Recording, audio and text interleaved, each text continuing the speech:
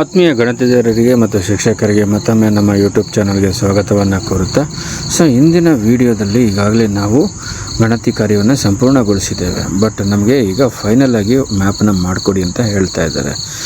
ಆ ಮ್ಯಾಪ್ನ ಮಾಡಬೇಕಾದ್ರೆ ಏನೆಲ್ಲ ನಾವು ಕ್ರಮಗಳನ್ನ ಅನುಸರಿಸಬೇಕು ಅನ್ನೋದನ್ನು ಈ ವಿಡಿಯೋದಲ್ಲಿ ನೋಡ್ತಾ ಹೋಗೋಣ ಬನ್ನಿ.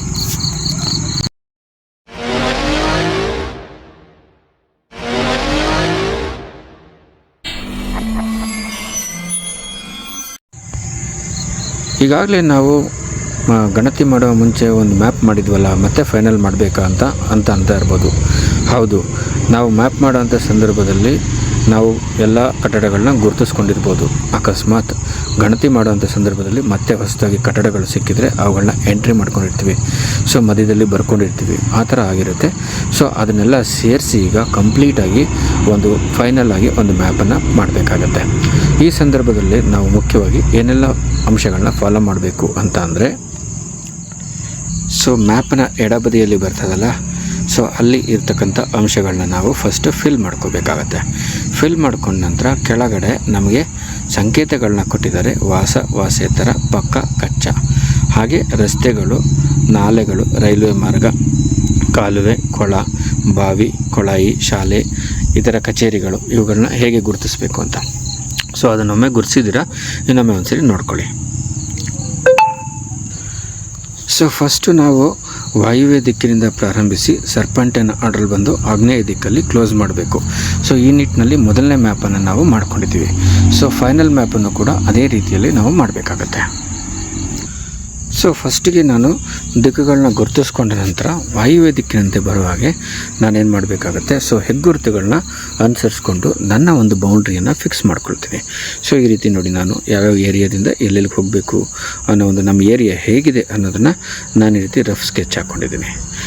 ಇದನ್ನು ನಾನು ಫೈನಲ್ ಮಾಡ್ಕೊಳ್ತೀನಿ. ಈಗಾಗಲೇ ನಾನು ಗಣತಿ ಮಾಡಿರೋದ್ರಿಂದ ಈಗ ನನ್ನ ಹಳೆಯ ಒಂದು ಮ್ಯಾಪನ್ನು ಹಿಡ್ಕೊಂಡು ಜೊತೆಗೆ ಸ್ವಲ್ಪ ಬರ್ಕೊಂಡಿದ್ದೀನಲ್ಲ, ಯಾವುದೆಲ್ಲ ಕಟ್ಟಡಗಳಲ್ಲಿ ಎಷ್ಟು ಜನಗಣತಿ ಮನೆಗಳಿದೆ ಅವುಗಳನ್ನ ಇದರಲ್ಲಿ ನೀಟಾಗಿ ಹಾಕ್ತಾ ಹೋಗ್ತೀನಿ. ಅದಕ್ಕಿಂತ ಮುಂಚೆ ಈ ಥರ ಆದಂಥ ಒಂದು ರಫ್ ಸ್ಕೆಚ್ಚನ್ನು ನಾವು ಮಾಡ್ಕೋಬೇಕಾಗತ್ತೆ. ಈಗ ನಾನು ಏನು ಮಾಡ್ತಾಯಿದ್ದೀನಿ, ಪಕ್ಕಾ ಮನೆಗಳು, ಕಚ್ಚಾ ಮನೆಗಳನ್ನ ಗುರುತಿಸ್ತಾ ಇದ್ದೀನಿ. ವಾಯುವ್ಯ ದಿಕ್ಕಿನಿಂದ ಪ್ರಾರಂಭಿಸಿದ್ದೀನಿ ಸ್ಟಾರ್ಟಿಂಗ್ ಪಾಯಿಂಟು. ಅದೇ ಥರ 1, 2, 3, 4 ಅಂತ ಹಾಕಿದ್ದೀನಿ. ಇಲ್ಲಿ ನಾನು ಆರೋ ಮಾರ್ಕ್ ಇನ್ನೂ ಹಾಕಿಲ್ಲ. ಆರೋ ಮಾರ್ಕನ್ನು ಕೊಟ್ಕೋಬೇಕಾಗತ್ತೆ. ಜೊತೆಗೆ ಅಲ್ಲಿ ಕಟ್ಟಡ ಸಂಖ್ಯೆ 1, 2, 3, 4 ಅಂತ ಹಾಕಿದ್ದೀನಿ ಅಲ್ವಾ, ಅದರ ಕೆಳಗಡೆ ಆ ಬಾಕ್ಸ್ನ ಕೆಳಗಡೆ ಒಂದು ಬ್ರಾಕೆಟ್ ಹಾಕಿ ಆ 1ನೇ ಕಟ್ಟಡದಲ್ಲಿ ಎಷ್ಟು ಜನಗಣತಿಯನ್ನು ಮಾಡಿದೆ, 1 ಗಣತಿಯನ್ನು ಮಾಡೋದನ್ನ, 2 ಗಣತಿಯನ್ನು ಮಾಡೋದನ್ನ, ಅದನ್ನು ನಾನು ಬರ್ಕೊಂಡಿರ್ತೀನಿ. ಮತ್ತು ಅಥವಾ ಹಳೆ ಮ್ಯಾಪಲ್ಲಿ ಅದನ್ನು ಗುರುತಿಸ್ಕೊಂಡಿರ್ತೀನಿ ರಫ್ ಆಗಿ. ಅದನ್ನು ನೀಟಾಗಿ ಇಲ್ಲಿ ಏನು ಮಾಡಬೇಕಾಗುತ್ತೆ, ಎಂಟ್ರಿ ಮಾಡಬೇಕಾಗತ್ತೆ. ಅಲ್ಲಿ ನೋಡಿ 1, 2, 3, 4 ಆದಮೇಲೆ ನೀರಿನ ಟ್ಯಾಂಕ್ 5ಕ್ಕೆ ಬಂದೆ, ಅಲ್ಲಿಂದ 6ಕ್ಕೆ ಬಂದೆ.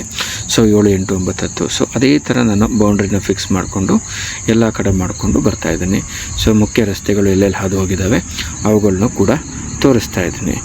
ಇಲ್ಲಿ ನಿಮಗೆ ಅನಿಸ್ಬೋದು ನಾನಿನ್ನು ಅದನ್ನು ಏನು ಮಾಡಬೇಕಾಗುತ್ತೆ, ಒಂದು ಪೆನ್ಸಿಲಲ್ಲಿ ಡ್ರಾ ಮಾಡಬೇಕಾ ಅಥವಾ ಪೆನ್ನಲ್ಲಿ ಡ್ರಾ ಮಾಡಬೇಕಂತ. ಫೈನಲ್ ಮ್ಯಾಪನ್ನು ನಾವು ಪೆನ್ನಲ್ಲೇ ಡ್ರಾ ಮಾಡಿ ಕೊಡಬೇಕಾಗತ್ತೆ. ಇಲ್ಲಿ 2 ಇಂಕನ್ನು ಬಳಸ್ಕೊಳ್ಳಿ, ಒಂದು ಬ್ಲ್ಯಾಕ್ ಇಂಕು ಆ್ಯಂಡ್ ಇನ್ನೊಂದೊಂದು ರೆಡ್ ಇಂಕನ್ನು ಅಥವಾ ಬ್ಲೂ ಇಂಕನ್ನು ಬಳಸ್ಕೊಳ್ಳಿ. ನಾವು ಅಲ್ಲಿ ಆ ಸಂದರ್ಭದಲ್ಲಿ ಒಂದು ಕಟ್ಟಡ ಸಂಖ್ಯೆಯನ್ನು ಒಂದು ಪೆನ್ನಲ್ಲಿ, ಒಂದು ಇಂಕ್ ಪೆನ್ನಲ್ಲಿ, ಒಂದು ಪೆನ್ನಲ್ಲಿ ಅಂದರೆ ಬ್ಲ್ಯಾಕ್ ಪೆನ್ನಲ್ಲಿ ಕೊಟ್ಕೊಂಡ್ರೆ ಜನಗಣತಿ ಆದಂಥ ಮನೆಗಳ ಸಂಖ್ಯೆಯನ್ನು ನಾವೇನು ಮಾಡಬೇಕಾಗುತ್ತೆ, ಇನ್ನೊಂದು ಬ್ಲೂ ಪೆನ್ನಲ್ಲೋ ಅಥವಾ ರೆಡ್ ಪೆನ್ನಲ್ಲೋ ಕೊಟ್ಕೋಬೇಕಾಗತ್ತೆ. ಕೊಟ್ಕೊಂಡು ನನ್ನ ಇಡೀ ಬೌಂಡ್ರಿಯಲ್ಲಿ ನಾನು ಏನು ಮಾಡ್ತಾಯಿದ್ದೀನಿ, ಈ ಥರ ತೋರಿಸ್ಕೊಂಡಿದ್ದೀನಿ. ಈಗ ಜಸ್ಟ್ ನಾನು ತೋರಿಸ್ಕೊಂಡಿದ್ದೀನಿ, ಇದಿನ್ನೂ ಫಿನಿಷ್ ಆಗಿಲ್ಲ. ಇದಕ್ಕೆ ನಾನು ಆರೋ ಮಾರ್ಕನ್ನು ಕೊಡಬೇಕು. ಜೊತೆಗೆ ಯಾವ ಕಟ್ಟಡದಲ್ಲಿ ಎಷ್ಟು ಜನಗಣತಿ ಮಾಡಿದ್ದೀನಿ ಅನ್ನೋದನ್ನು ಕೂಡ ನಾನು ಕೊಡಬೇಕಾಗತ್ತೆ. ಈ ರೀತಿಯಾಗಿ ನಾನು ತೋರಿಸ್ಕೊಂಡಿದ್ದೀನಿ ನನ್ನ ಬೌಂಡ್ರಿಯನ್ನು. ಈ ಥರ ಆರ್ಡ್ರ್ ಪ್ರಕಾರ ಯಾವುದರಿಂದ ಎಲ್ಲಿಗೆ ಹೋದೆ ಅನ್ನೋದನ್ನು ಕೂಡ ನಾನು ತೋರಿಸ್ಕೊಂಡು ಎಂಟ್ರಿ ಮಾಡ್ತಾ ಹೋಗ್ತೀನಿ. ಲಾಸ್ಟ್ಗೆ ನಾನಿಲ್ಲಿ ಬಂದಾಗ 187ನೇದು ಆಗ್ನೇಯ ದಿಕ್ಕಿಗೆ ಬಂದೆ. 187ನಲ್ಲಿ ಮಾರಿಗುಡಿ ಅಂತ ಒಂದು ದೇವಸ್ಥಾನ ಇದೆ. ಅಲ್ಲಿಗೆ ಬಂದು ಎಂಡ್ ಮಾಡ್ತೀನಿ. ಈ ರೀತಿಯಲ್ಲಿ ನಾನು ಏನು ಮಾಡಬೇಕಾಗುತ್ತೆ, ಮ್ಯಾಪನ್ನು ಮಾಡಿ ಕೊಡಬೇಕಾಗತ್ತೆ ಫೈನಲ್ ಆಗಿ. ಈ ಥರ ಮ್ಯಾಪನ್ನು ಕೊಡುವಂಥ ಸಂದರ್ಭದಲ್ಲಿ ವಾಯುವ್ಯ ದಿಕ್ಕಿನಿಂದ ಪ್ರಾರಂಭಿಸಿ ಆಗ್ನೇಯ ದಿಕ್ಕಲ್ಲಿ ಎಂಡ್ ಮಾಡೋ ಹಾಗೆ ನಾನು ಈಗಾಗಲೇ ಗಣತಿಯನ್ನು ಮಾಡಿದ್ದೇನೆ.